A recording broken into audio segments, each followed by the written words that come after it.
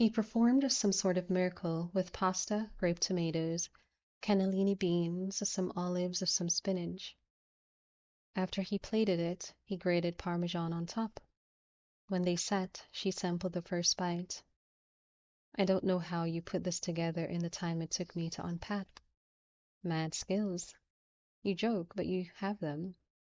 So what mad skills do you need to deal with the problem?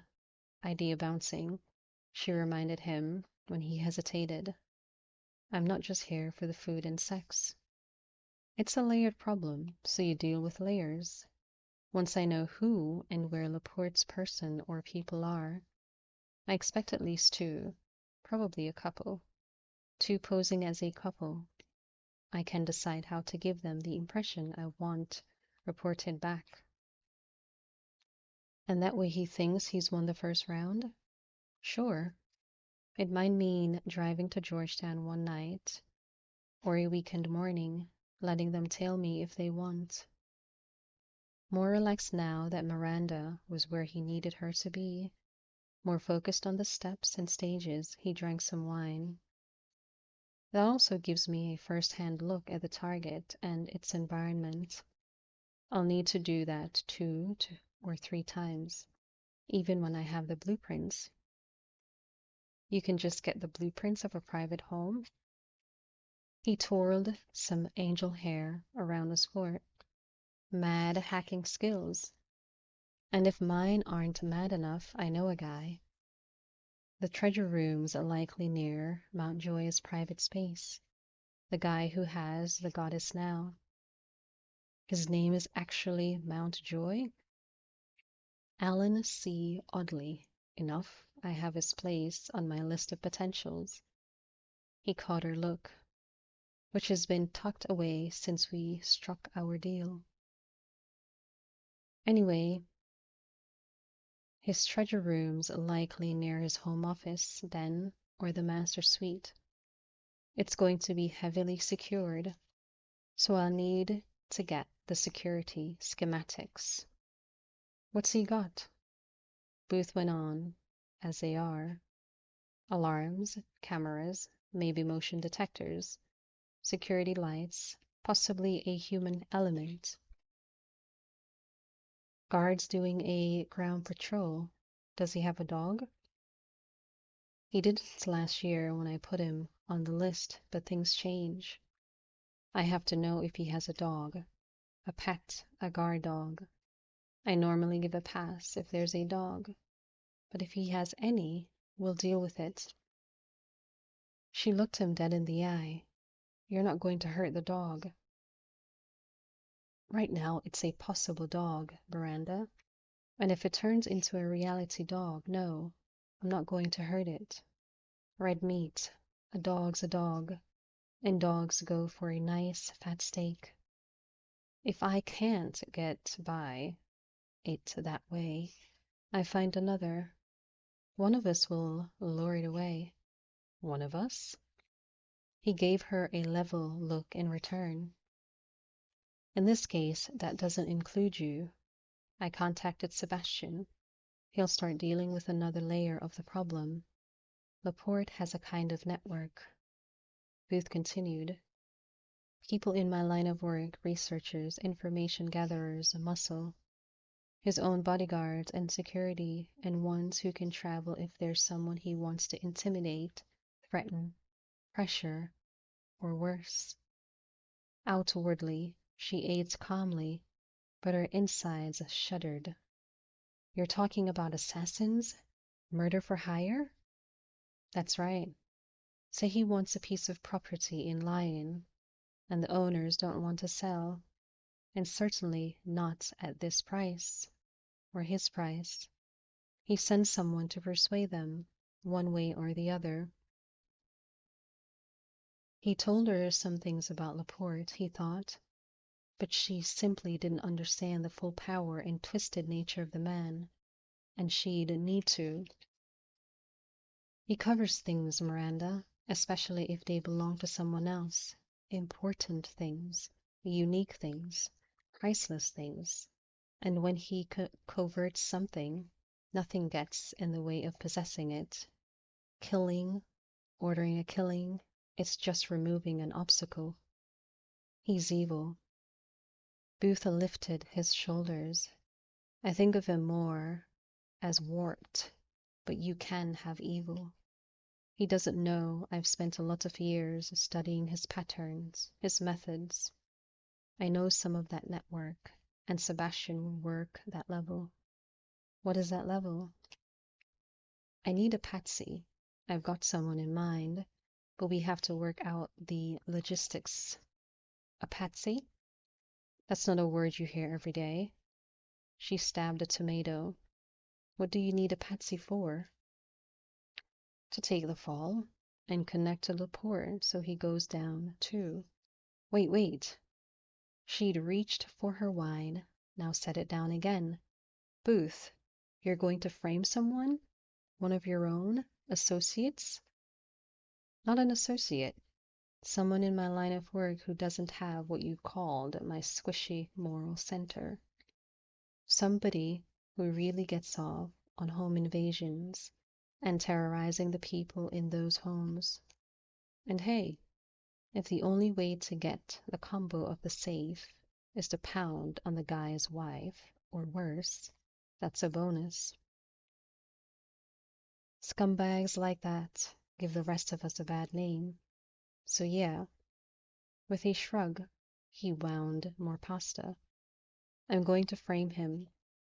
Laporte's going to hire him to steal the goddess. Instruct him it's a quiet job. Meaning, no violence, no trace. He'll leave a trace and plenty. I don't understand. Why would Laporte hire him when he has you? The patsy will think it's Laporte, but I'll do the hiring.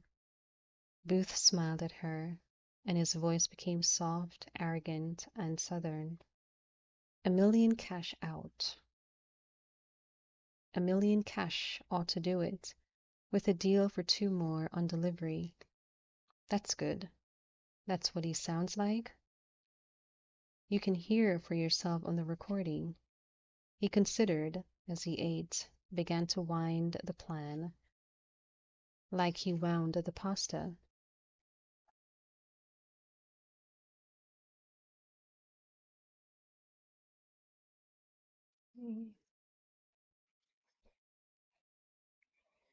All right, just bear 1 second with me.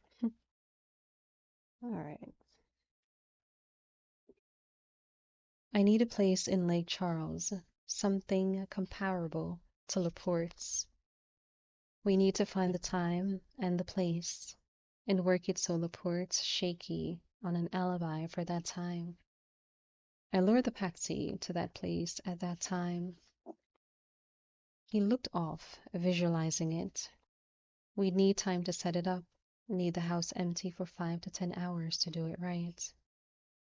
Bring him in at night, have the meeting in what will look like Laporte's office, make the deal, then break down the set and move out. You're making it sound easy. It can be, or it can't be. Not easy. Layers, steps, timing, details. He frowned over the ones already running through his head. I'll take some work to find it's down. But hasn't this Patsy seen Laporte or been to his house? I can't confirm yet if he's been to Lake Charles, but he's dealt with Laporte in person. That's part not a problem. I earned the name Chameleon for a reason. I need to stay behind a desk. I've got a good 3 inches in height on Laporte, but I can't, or I can make it work. I need the location and that 5 to 10 hours. I'll work on that. He topped off her wine. You've seen The Sting, right? Newman and Redford? A classic, sure. This won't be as elaborate or involve as many people, but it's the same concept at the base of it. And we brag and we bag 2 bad guys at the end. It'll work. I'll make it work. Absolute confidence, she thought. She could admire that even if She didn't share it. You sound like you're looking forward to it now. I am. If I've had one goal since I left Chapel Hill, it's been to pay him back, to bring him down hard. I've got a clear shot at that goal now. I've got the end game, so I just have to figure out how to get to it. What if this patsy contacts Laporte? I'll make sure he doesn't. I know the pattern. Laporte doesn't want to be bothered or leave any trail back to him. You take the job, you do the job, and you don't make contact unless he gives you a contact. Maybe you get caught, and some get caught. Maybe you pull out his name to try to make a deal. Some investigator might go have a chat with Laporte. But that's as far as it goes because there's no connection, no evidence linking him. But this time there will be? Oh, yeah. He smiled now, not only confident, but with a trace of humor. Trust me. Apparently, I do. I've got a good hand with research myself. I'm going to use some of those mad skills to learn more about this diamond, and I'd like to see the recording. Okay, I need you to remember I was playing him, the things I said. I wasn't wrong about you 12 years ago. I'm not wrong now.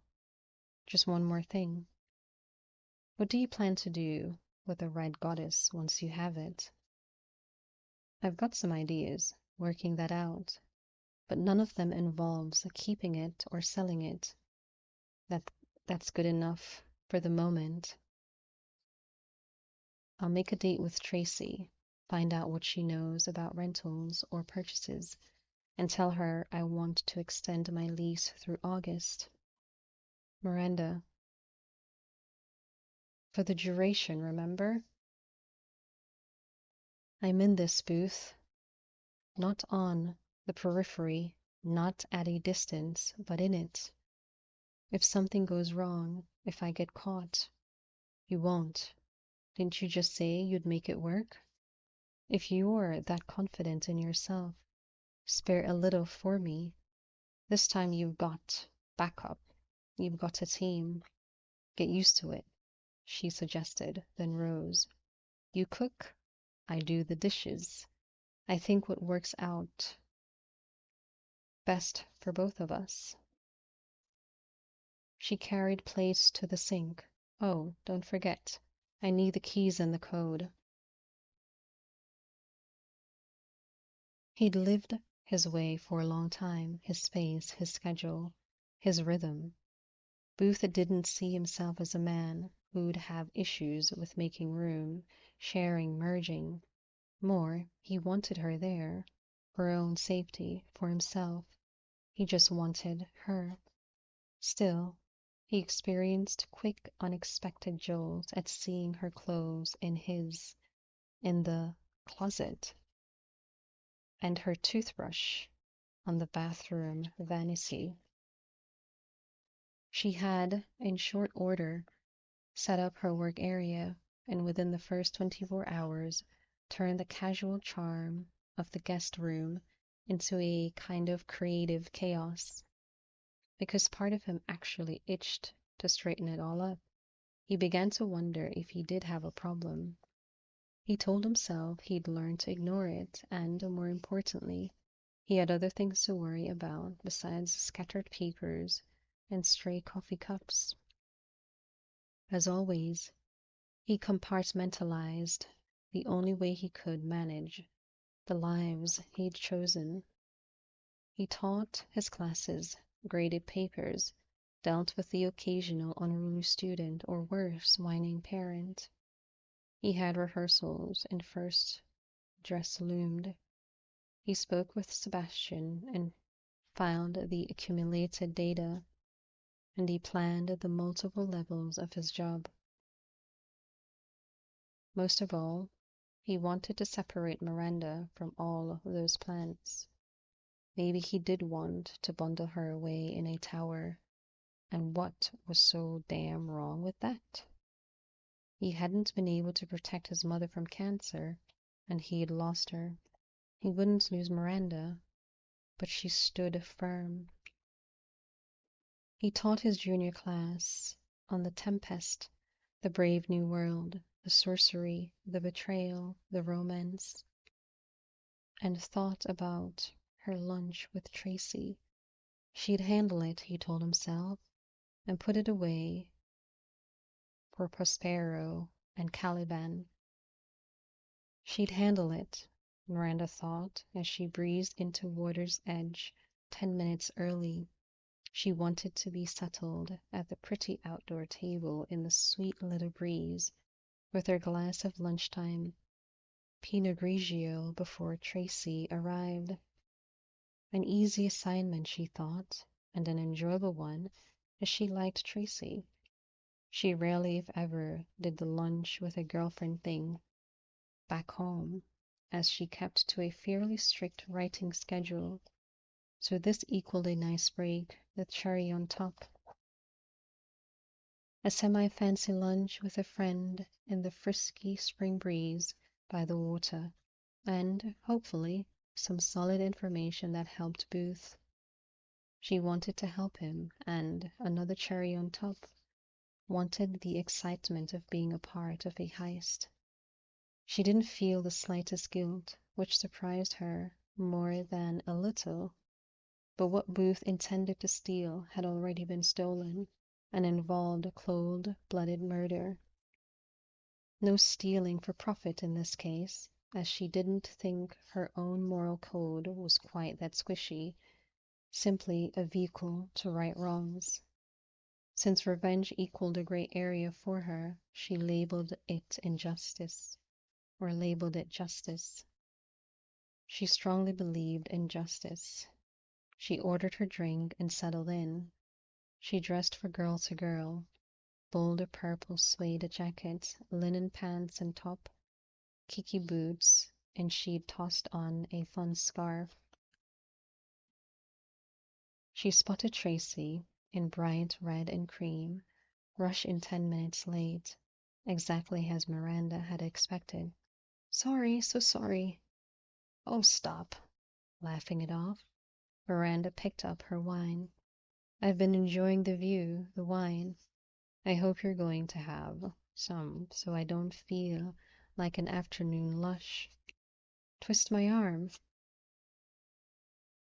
What she's having, Tracy told the waiter. Thanks, Rod. This is so great. I didn't think I'd ever talk you into lunch. I really wanted the break, and to thank you for arranging the extension on my lease. Thrilled to do it. I can't wait to read the book. It's all so exciting. I hope you're having some time to enjoy the house, the water, the gardens. Things are popping. They are, and it's gorgeous. I was afraid someone else had the house booked, and I'd need to move. You must have bookings back to back, especially for river properties. Things are good.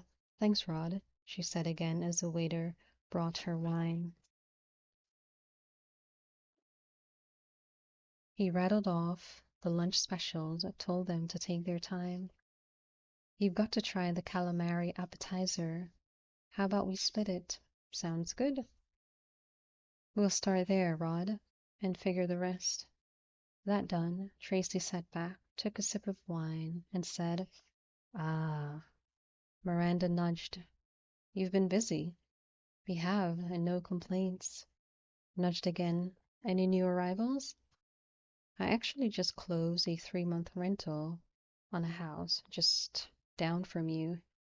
It usually rents by the week and season, but this couple wanted a 3-month lease. Nice people if you have a chance to meet them. He works in DC, and when he can't work remotely, he'll commute. She's a photographer working on a series of nature photos and wanted the location. Really? That's so interesting. Would I know her work? Well, I didn't. They're out of DC, and this is apparently a new direction for her. I kind of think it's more a hobby, or has been, and he's indulging her. The house is seasonal, shuts down late fall to spring, and hasn't been updated in a decade. So this is a lucky break for the owners and for us. Sounds like it. Miranda broke a fat, soft, herbed breadstick in half, offered some to Tracy. What kind of work does he do? I think it's super secret government work because he was really cagey about it. Miranda wiggled her shoulders. I love a mystery. You screen applicants, right? Absolutely. He works for something called a Legacy Consultants, and the no flags there. She's freelance, and it does strike me as a hobby time. Whatever. Their credit rating was a thumbs up. They paid the first month and the security and didn't complain about the dated kitchen and bath. The property's a hard sell for more than a week, and even then, I figured it would sit most of the season again, and bam! Got the inquiry just a few days ago, and they're moving in tomorrow. Congratulations! Miranda tapped her glass to Tracy's. Thanks. Now enough about real estate. How are things going with you? They split the appetizer, had salads, split an enormous fudge brownie with vanilla bean ice cream. An easy assignment, Miranda mused when she drove back to Booth's, and a thoroughly enjoyable one. Next time, she thought, she'd make a lunch date with Tracy just for the girlfriend factor. But for now, she figured a drive by the river rental wouldn't hurt a thing. When Booth came in after a long rehearsal, he found Miranda sitting at the kitchen counter with her tablets and a glass of wine. The fact that she looked completely at home brought on a tug-of-war of sensations. The oddity of having anyone so ensconced in a space pulled against the pleasure of having that anyone be Miranda. It caught the mixed scent of sweet and savory in the air as she pushed her tablet aside and smiled at him. Hi, how'd it go? Could have been worse. He veered into his office to lay his briefcase on his desk. She rose and moved in to kiss him. This is such a strange normal, he thought. I took care of dinner, she told him. You cooked? You sound both shocked and concerned. I took care of dinner, and my way of doing that is ordering Chinese. And I hope you're hungry, because since I didn't know what you'd want, I got a little of a lot. Grab some wine and sit down. I'll set it up. Just a Coke. I've still got work, Miranda. Thanks for this. It's called teamwork, remember? Very much at home. She got cartons and containers out of the oven, then began to fill bowls and serving dishes. You may be used to cooking every night, but there's no need to when you're putting in 10 and 12-hour days at school, then dealing with the problem after you get home. With a whip of her head, she tossed her braid back as she carried the dishes to the table. I thought, unless you have issues, I can order something in every couple of days, at least until after the show closes. That would be great. Consider it done. I'll mix it up. He turned off the warming oven as she'd forgotten to. He got a Coke, then joined her at the table and took her hand. I appreciate this. It's Chinese takeout, Booth. It's food I didn't have to think about. It's been a long time since anybody took care of dinner for me. She wasn't sure why that made her heart twist, but she gave his hand a quick squeeze. The benefits of having a housemate. Oh, and I noticed something today. Not sure how I missed it before. Noticed what? You have a kayak hanging from the ceiling of the carport. Yeah, I usually have it in the water by now, but things have been a little busy. You could rent one if you want, and I'll teach you. You forget I grew up by a lake. She started with some General Tso's chicken. I've been kayaking since I was a kid. Maybe we'll try out to the river together when things aren't as busy. More normal, he thought. Just easy, pleasant normal. Weekend's looking good weather-wise. If the book corporates tomorrow, maybe I'll go into town and see about a kayak. Meanwhile, I had a very pleasant lunch with Tracy today, if you're interested. Jesus, you moved fast. I thought you'd booked that for the end of the week. She had a lunch opening today, so I bumped it up. Here's a little more to push in that brain of yours, which must be crowded. First, I didn't even get a chance to use my crafty wiles to find out you were absolutely right about Laporte sending people. She let out a little gasp as she started out to the glass doors. Booth was on his feet in an instant. Sorry, it's nothing. I saw a hummingbird, like a moving sapphire at your feeder out there. They're a favorite of mine, and it's the first I've seen this spring. It's okay. I didn't need those last 5 years of my life anyway. Who are you talking about, and how do you know Laporte sent them? She didn't tell me their names. I should have used those crafty wiles to get them, but I didn't think of it. A couple, and he supposedly works remotely, for the most part, in D.C., for a consulting firm, Legacy Consultants. She's claiming to be a freelance photographer who wants to focus on wildlife. You know the house just about half a mile from there? The little one, older. Tracy said it needs some serious updating and only rents by the week. And rarely at that, in the season.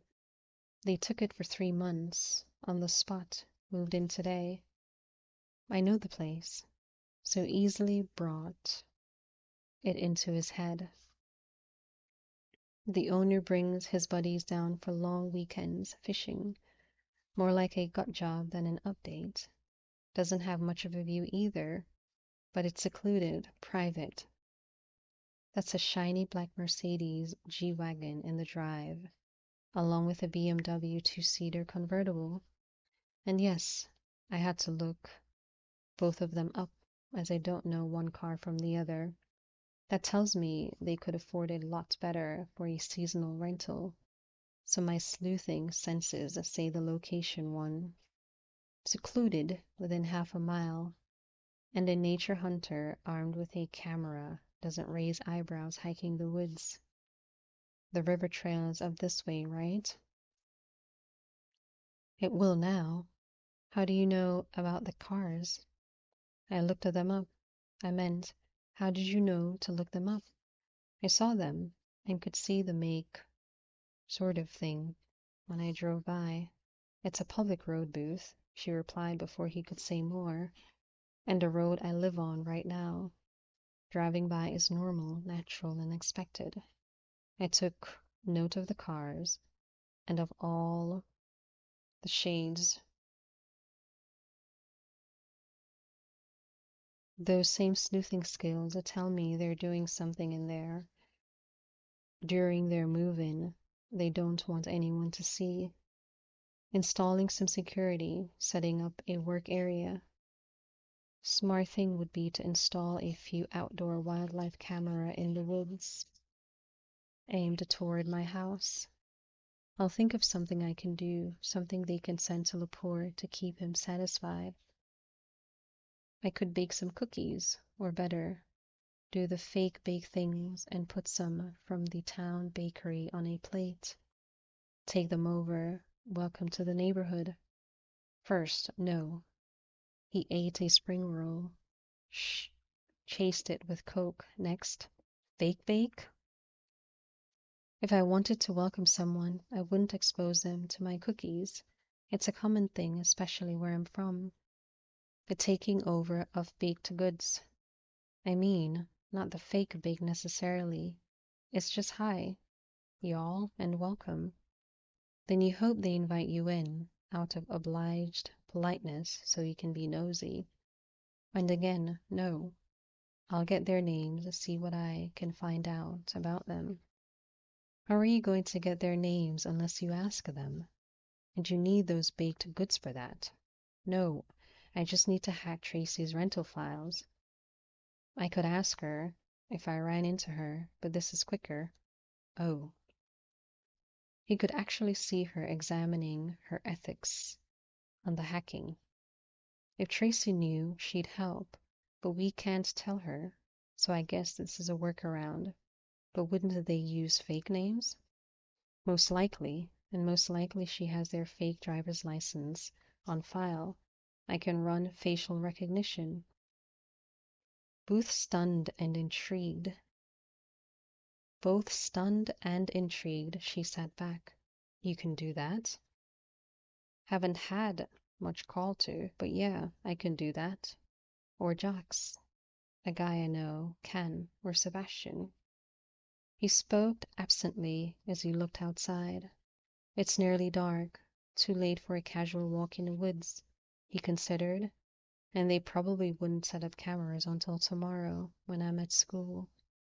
I want to take a look at their equipment, but we'll see what we can find out about them first. You're going to sneak over there, aren't you? Eventually, but I don't consider it sneaking. What then?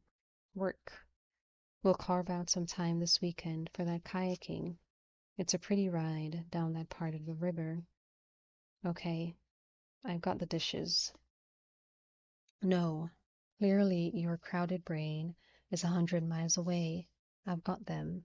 Go do the hacking thing. Not used to it at all, he admitted. Thanks. It shouldn't take long. She considered that as he went upstairs.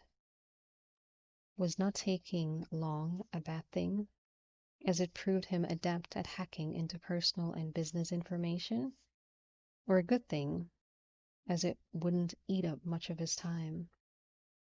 Learning about who Laporte hired to watch him, or potentially do worse if they didn't like what they saw? She tubbed up leftovers. She'd ordered far too much. Loaded the dishwasher. Since she'd reorganized the lofty standards of her housemate, she thoroughly cleaned all surfaces. And because she wanted to see him hack, she went upstairs.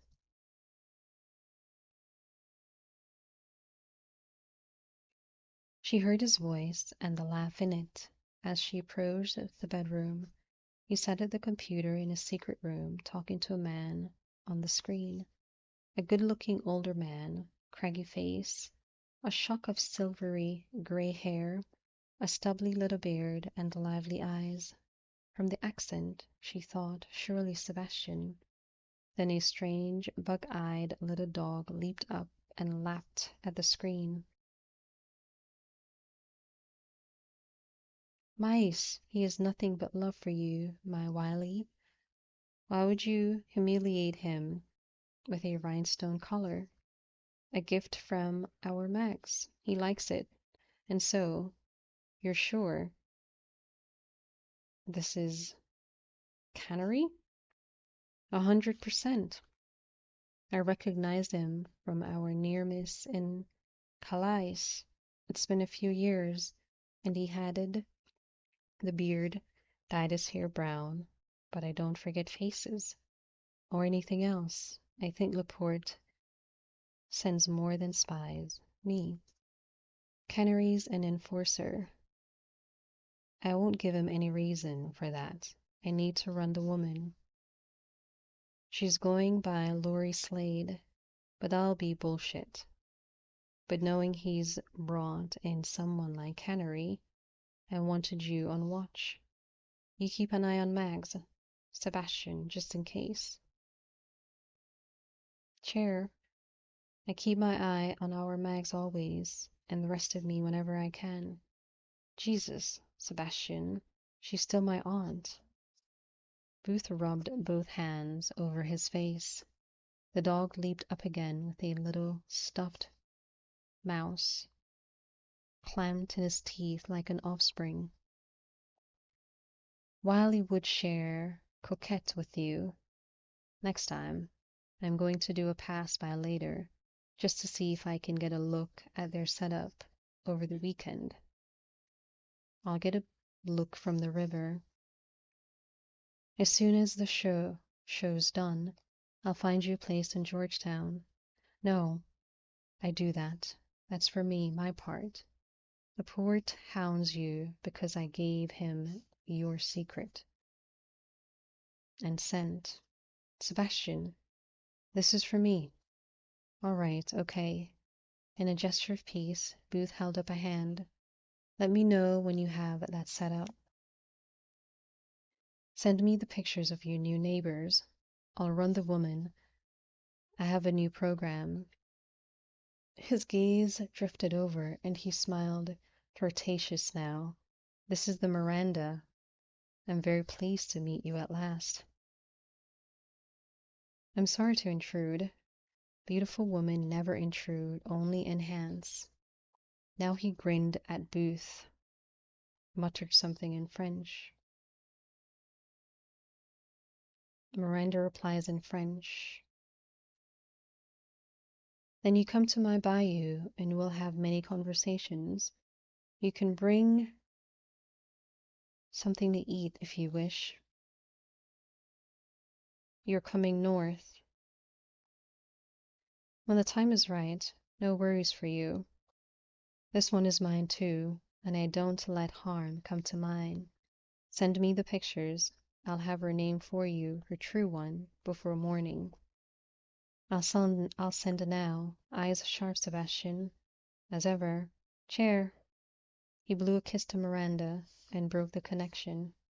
I eavesdropped, and that's not an apology. It's not eavesdropping if I knew you were there, and I did. Tell me about this cannery in Calais. In a second. He did something, sent the picture. Miranda assumed, then brought up a split screen of a man and a woman. The man looked to be late 30s, early 40s, short brown hair, trim brown beard, cold brown eyes. The woman, a beauty, looked about a decade younger, sharp features, wide hazed eyes, her raven wing hair, worn short, sharp like her features, with a fringe. The neighbors, Booth told her. And John Madison is actually this canary? Lucius Canary, and Laporte sent him hunting me in France. He got close, too close, which is how I spotted him. Not that long after I was working a job in Paris and spotted Laporte, so I decided to leave Europe. He's an enforcer, Sebastian said, which means he hurts people, or worse. For a price, sure, but Laporte wants me alive and well, at least for now. Canary's insurance. The woman's the one who will keep tabs. You just need to keep your distance.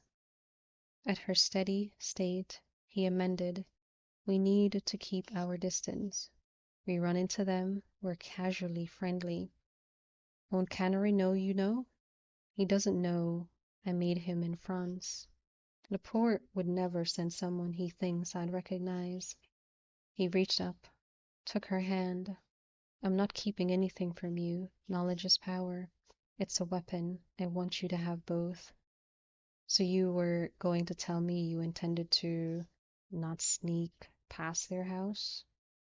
Maybe, he said after a moment. I don't know. But I'd have told you if I found anything. What if I'd woken up and you weren't here? I'd have been worried, upset. You're right. I'm not used to having someone who'll worry or be upset. Maybe you could grade me on a curve for now. For now, she said, and took his face in her hands. But the curve isn't endless. Got it? He rose, wrapped his arms around her. I'm a pretty fast learner. Good, because I intend to educate you. But for now, I imagine you have work to deal with. A couple things, yeah. You can add this if it's helpful. She took a flash drive out of her pocket.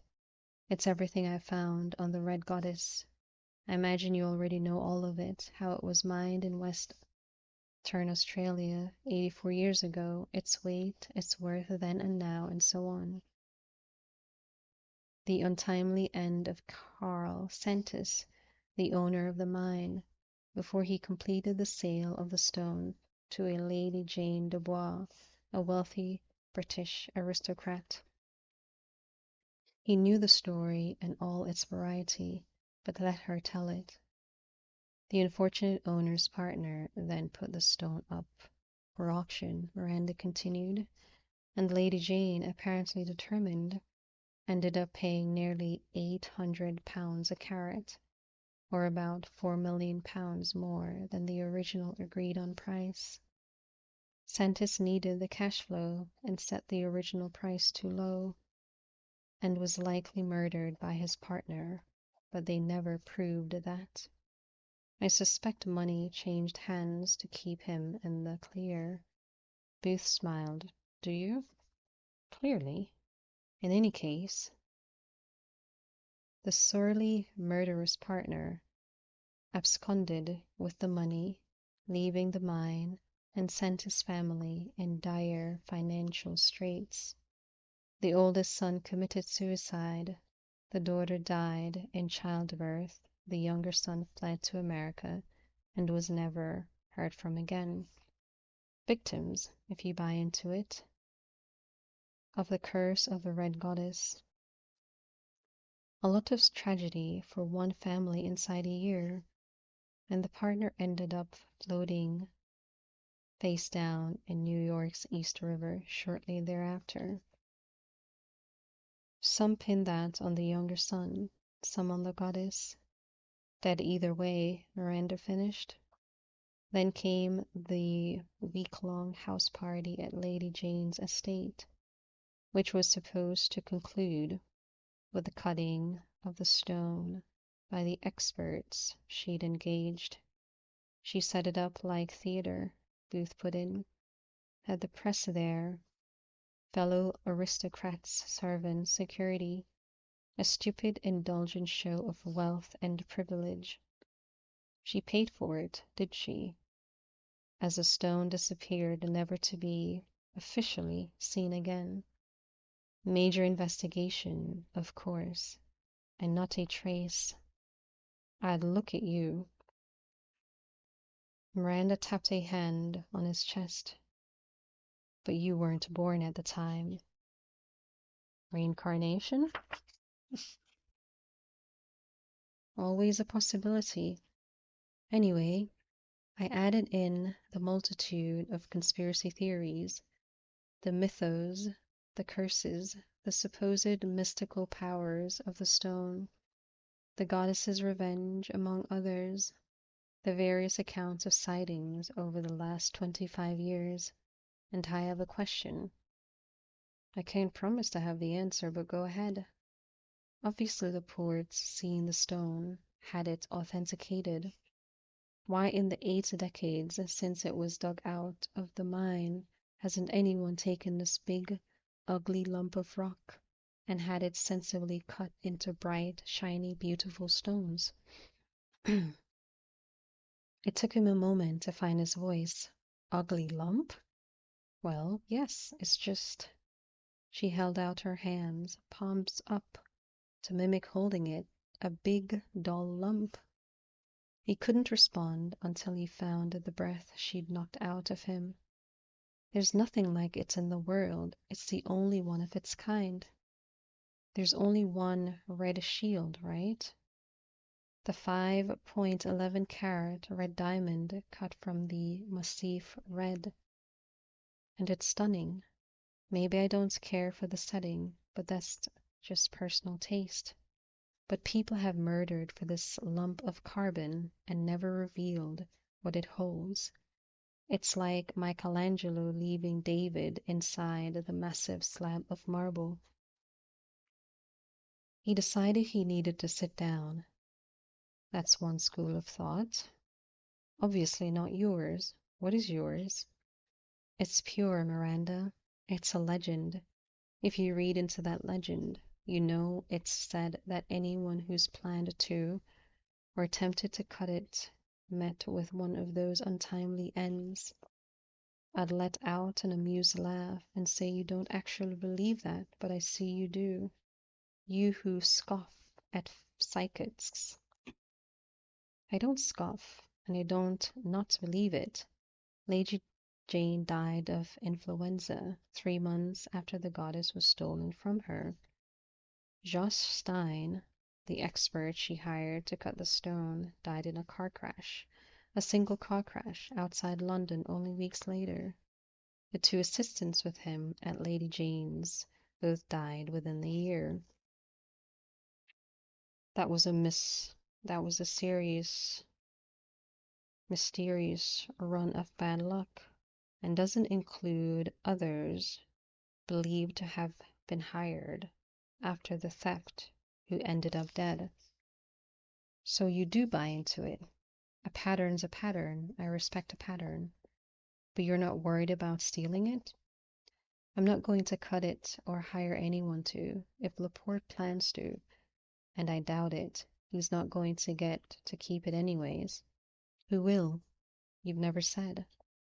I'm guessing that's going to be a long, protracted battle between the authorities and anyone claiming to be one of Lady Jane's heirs. She bought it. Then again, Santie's heirs could try a claim. Not my circus by that point. It belongs in a museum, and I don't not believe that. It won't be my call. What if it were? I'd opt for the museum, I think, and you can hold the amused laugh. I think she wants to be seen, admired, respected. I'm not laughing, and I have an idea on how we could possibly make that happen. Do you know any forgers? Baffled, he frowned. Maybe. What if, on her deathbed, Lady Jane saw the error of her ways and left instructions regarding her wishes for the Red Goddesses?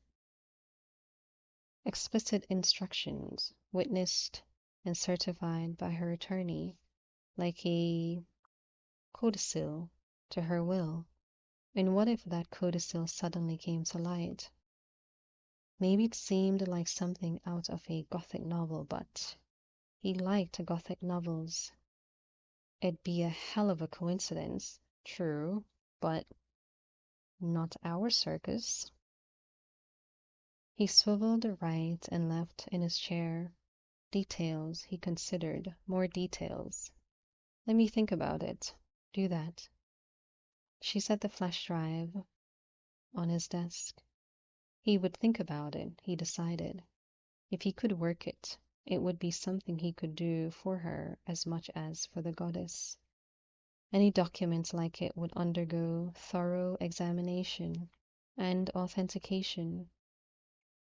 The paper, the ink, the seal, over and above the handwriting. If he could work it, it would cost him time and money, but if he made it work, worth it. A kind of justice, he thought, righting wrongs. But first, he had to get the stone, and he wanted more than blueprints. He wanted a good look inside the house. He had some ideas on that, and, swiveling to his desk, began to water seeds he'd already planted. The show came first, and he wouldn't let his kids down, so he set all he could aside for the week before opening night. That didn't mean he couldn't take a hike in the woods on a Saturday morning with Miranda, as she refused to let him shake her off. Keep any conversation light. We're just taking a morning walk. I've got it, Booth. She took his hand when they stepped outside into cool April air. You should get a dog. I work all day. It just feels like a walk in the woods should have a cheerful dog trotting along with you. A big, goofy dog, that's your type. Big and goofy's my type? She'd a nailed it, him, and that baffled him. For dogs, yes. One that likes to swim, so he could play in the river. Everything's getting green. She took a deep breath of spring as they took the beaten path through the trees. Your lilac are glorious. Birds are singing. I like that you have bird feeders set up in the yard. I should do that at the rental. They have some nice ones in town, he told her. He'd already spotted 2 cameras and expected to see more. But you're only here for a few more months. Oh, you never know. She said it breezily, sent him a coy look. The first time he thought he'd ever seen coy on her face. She did a damn good job of it. I can write anywhere, after all, and I've gotten really fond of the area, especially my neighbors. He kissed the top of her head and deliberately rolled his eyes over it for the camera. I mean you, should really think about getting that dog. Can't you just see a happy lab, maybe running around the woods, splashing it in the river, tracking mud through the house, barking at squirrels? She laughed, elbow poked him. Oh, you. Oh, me. He felt it, someone watching, and not just by the cameras. And he heard it, the faint rustle, the quiet footsteps. He didn't react, just draped an arm around Miranda's shoulders. I don't have a lot of time today. I've got tech this afternoon. Opening night on Friday. I can't wait to see what you've done. It's about the kids. Of course. But you're guiding them through it. I love how dedicated you are. Did you hear something? It's probably a...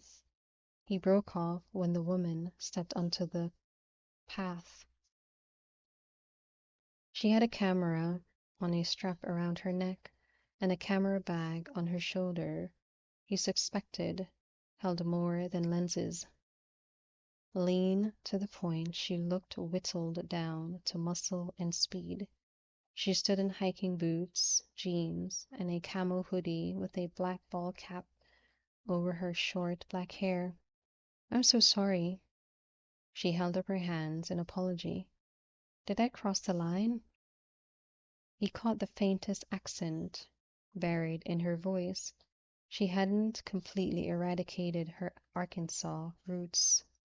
He gave her an easy smile, but made sure she'd see suspicion in his eyes. What line? The property line. I wasn't paying attention. I'm sorry, she repeated. I'm Lori Slade. We rented the bungalow. She gestured vaguely. I'm a photographer. I was taking some shots. I didn't mean to trespass. No problem, as long as you're taking shots with a camera. We're not real fussy about property lines. Sebastian Booth, it's nice to meet you. Miranda Emerson, I think I drove by the day y'all moved in. Welcome to the Rappahannock. Thanks. It's beautiful. Just what I was after for my project.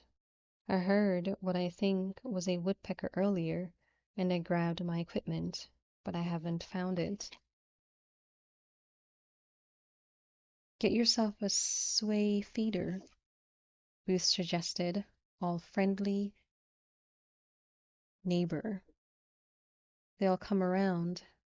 Sunset? Or sweat? I'll look into that. Thanks. I should go back. I didn't even tell my husband I was going out. Enjoy your weekend, Miranda called out as the woman slipped away again. She gave me a start. Booth just shrugged. I don't know why anybody who could afford that Nikon rented a dump like that bungalow. But it takes all kinds. We should get back to I've got some chores before I head into school. You and your Saturday chores. She hooked an arm around his waist as they turned back. You know, you could hire someone to clean your house. It's good, mind-clearing work. But kayaking's tomorrow, right?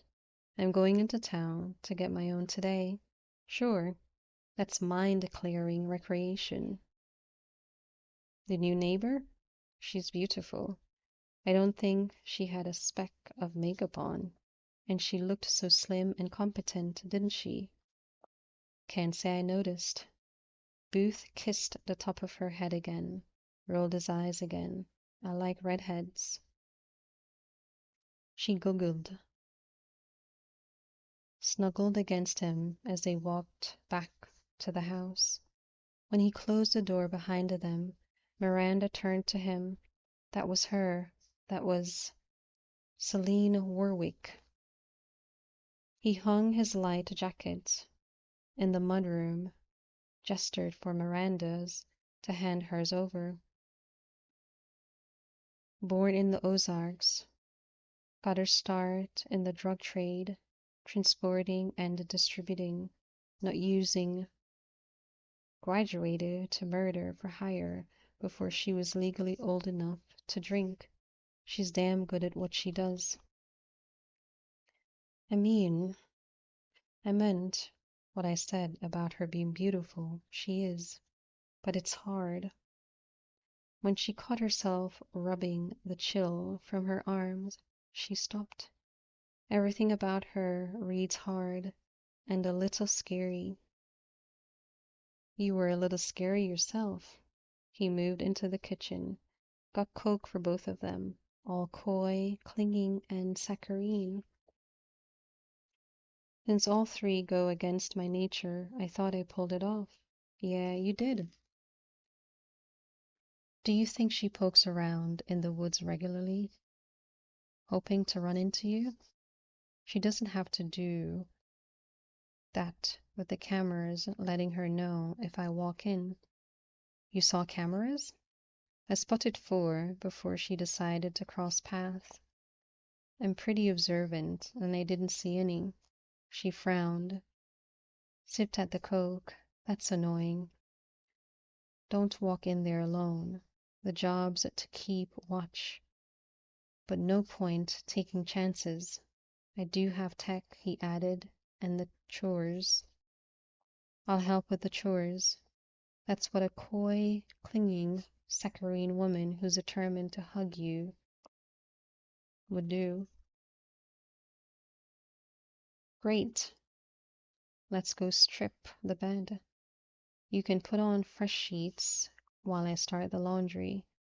While we're cleaning, I'll tell you about the appointments I have 2 weeks away from today with Mrs. Mountjoy. You you have an appointment with the people you're going to steal from? I'll tell you about it, he repeated. When they kayaked the next day, Booth made sure they glided past the bungalow. He spotted Canary in the yard, sent out a wave, a casual, high neighbor sort of gesture. Canary lifted his in return. The same tone added a kind of smirk. Then he set all that aside to enjoy a couple of hours on the river with Miranda. She wore a broad-brimmed hat, a redhead's a shield against the sun, and had strong, smooth strokes with the paddle. He relaxed as the river took them through sun and shade.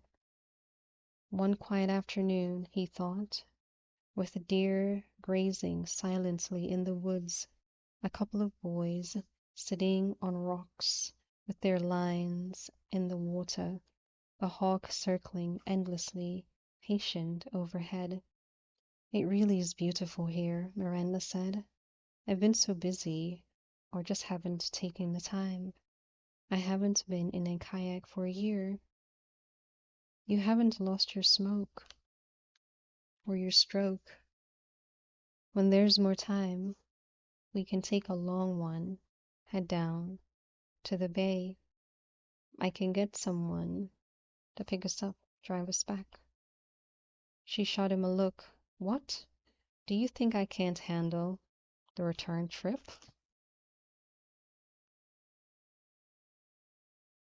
It's a long one, he replied. Maybe we could book a room, make it a weekend deal. Now you're talking. When this is all taken care of, like toward the end of August. She tipped down her sunglasses. I'll pencil you in. It's interesting that we're having this really lovely interlude, as if it's all we have to do or think about. Today it is. He reached across the water to take her hand. Let's take today.